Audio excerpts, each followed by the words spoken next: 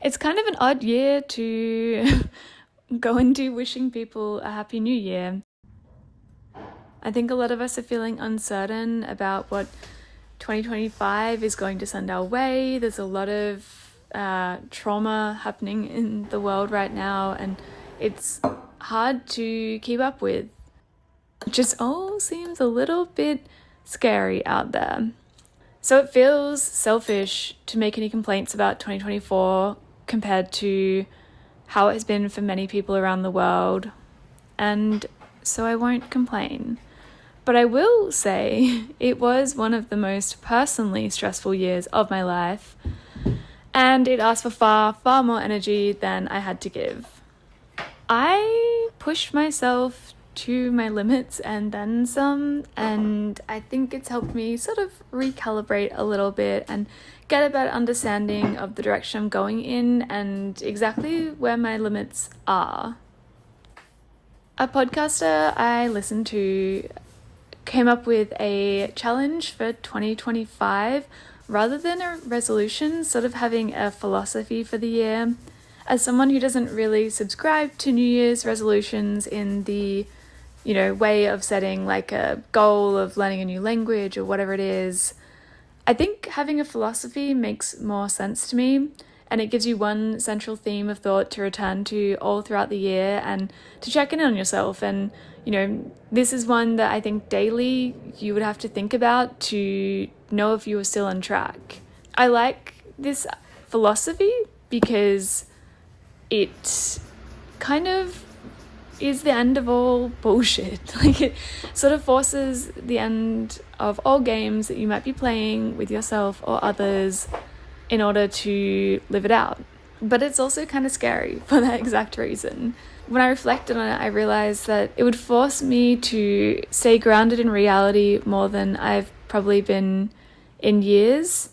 And as a creative person, I think there is a fine line between, needing to be realistic, but also needing to ignore that in order to push things further creatively and to allow interesting things to happen.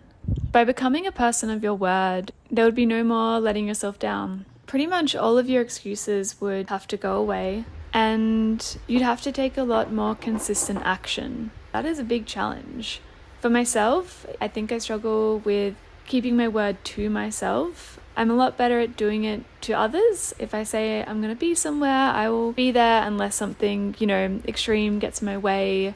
And that's important to me, is doing things I said I would.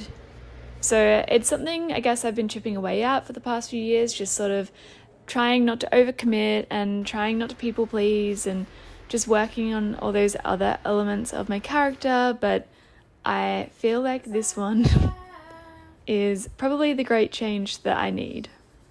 If you've been following along my art journey, then you've probably seen my recent post where I did a little bit of a recap of 2024. I think just to summarize, I guess mostly I just ended 2024 feeling kind of numb.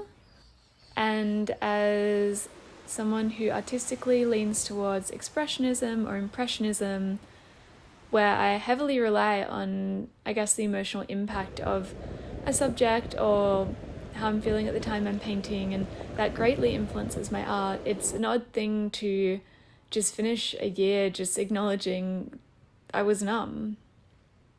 And I can't actually create art from a space of numbness because it's not the type of art that I want to create. So right now I have the week off work and I am trying to set up my life a little bit better into 2025. Another thing I've sort of acknowledged about myself as an artist is really understanding that I am going to hyperfixate on random subjects. I kind of have been approaching it like it's just shiny object syndrome and trying to wrangle myself back into line with it, but I think it maybe is just part of my character. But in terms of subjects right now, I'm starting with water lilies, and I'm scared to put it out there. But I'm starting with water lilies because I realize I just want to paint what I need. At the moment, that's a break.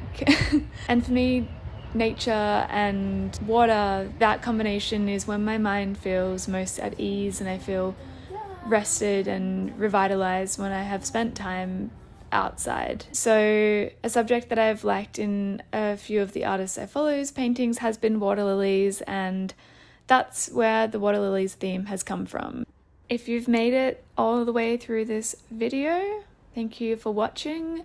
I'm not going to commit to any kind of video schedule that I potentially can't keep. So instead, thanks for being here right now, and hopefully I will be back again soon.